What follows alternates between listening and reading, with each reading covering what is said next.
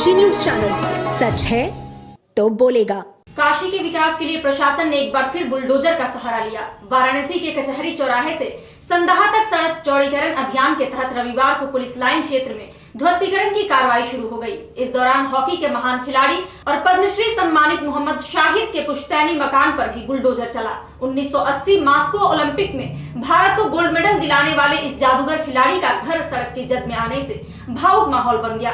कुल 13 मकानों को जमींदोज किया गया, जबकि प्रभावितों को मुआवजा देने के बाद भी कई लोग हटाने में टालमटोल कर रहे थे। लोक निर्माण विभाग ने कचहरी से संदाहा तक 26 मीटर चौड़ी सड़क बनाने के प्रोजेक्ट के तहत पुलिस लाइन चौराहे से कचहरी चौराहे तक करीब 300 मीटर के हिस्से में अतिक्रमण हटाने की मुहिम तेज कर दी है। विभाग ने ध्वस्तीकरण से पहले ड्रोन सर्वे कराया और मकान मालिकों को मुआवजा वितरित किया। अधिकारी ने बताया कुल 88% काम पूरा हो चुका है। शेष मकानों को तोड़ने से यातायात में काफी सुधार होगा। मुनादी के बाद 1 हफ्ते पहले ही सूचना दी गई थी, लेकिन कई लोग मुआवजा लेने के बावजूद मकान नहीं हटा रहे थे। सबसे चर्चित कार्रवाई रही ओलंपियन मोहम्मद शाहिद के गोलघर कचहरी के पास स्थित मकान पर। 1980 ओलंपिक में भारत की जीत के हीरो शाहिद का यह पुश्तैनी घर सड़क चौड़ीकरण की जिद में 1980 ओलंपिक में भारत की जीत के हीरो शाहिद का यह पुश्तैनी घर सड़क चौड़ीकरण की जद में आ गया। परिवार ने सहमति जताई है, लेकिन मुआवजे में बराबरी की मांग की है। शाहिद की पत्नी परवीन ने कहा, शाहिद साहब ने जिंदगी देश को समर्पित की। अगर मकान तोड़ना ही है तो उनके नाम पर स्मारक बनवाएं, ताकि नई पीढ़ी उनकी यादें संजो सके। परिवार का आरोप है कि कंस्ट्रक्शन लागत का मुआवजा तो मिला, लेकिन जमीन की कीमत नहीं।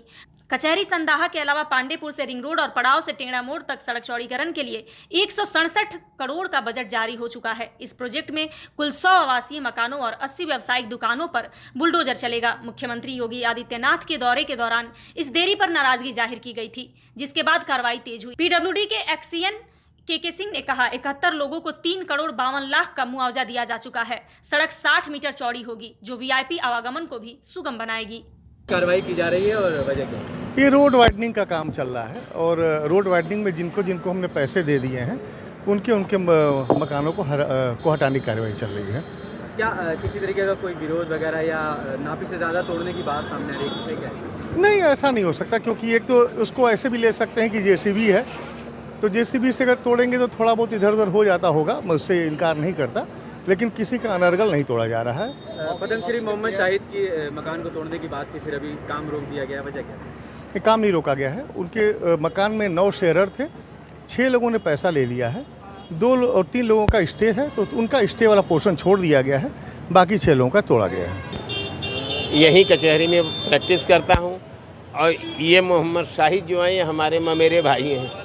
क्या बातचीत आज हुई है एडीएम से और अधिकारियों से बातचीत करते? मकान कितना रुक गया है, वजह क्या? यहाँ अभी कोई इधर क्या किया है, अभी इसके यहाँ जहाँ तोड़ रहे हैं, यहाँ लड़की की शादी है 10 तारीख से लेके और करीब वही जो है 17 के आसपास जो है लगेगा, और उसमें तोड़ के सब बर्बाद कर दे रहे हैं। दूसरी बात, इसमें जो भाई रह रहे हैं जिन्होंने स्टे भी लिया है, इनके पास पूरे बनारस में या पूरे भारतवर्ष में कहीं भी 1 इंच ज़मीन भी नहीं है। आप यहाँ से तोड़ के निकाल दोगे, सड़क पर आ जाएंगे, ये कहाँ जाएंगे? गवर्नमेंट का ये कहना है कि पुनर्वास, लैंड एक्विजिशन के साथ साथ पुनर्वास भी उसमें लगा हुआ है, तो आप उसको पुनर्वास करते, कहीं 2-1 कमरे का मकान दे देते, वो शिफ्ट हो जाता, तब आप कहीं तोड़ते। लेकिन ये ज़बरदस्ती प्रशासनिक गुंडाई के बल पे तोड़ रहे हैं। क्या बातचीत हुई उसके बाद और वापस लौट गई? नहीं, यहाँ से बात हमने कहा, यहाँ पर जो है पांडेपुर चौराहा से 300 मीटर आगे तक आजमगढ़ रोड पर 21 मीटर इन्होंने लिया है, और यहाँ पर ये 25 मीटर ले रहे हैं। इसलिए ले रहे हैं कि यहाँ से इस चौराहा तक, मतलब पुलिस लाइन चौराहा से कचहरी चौराहा तक, यहाँ 75% आबादी मुस्लिमों की है, और वहाँ पर जो है 90 से 95% वोटर बीजेपी के हैं। तो आपने वहाँ तो कर दिया, यहाँ नहीं किया।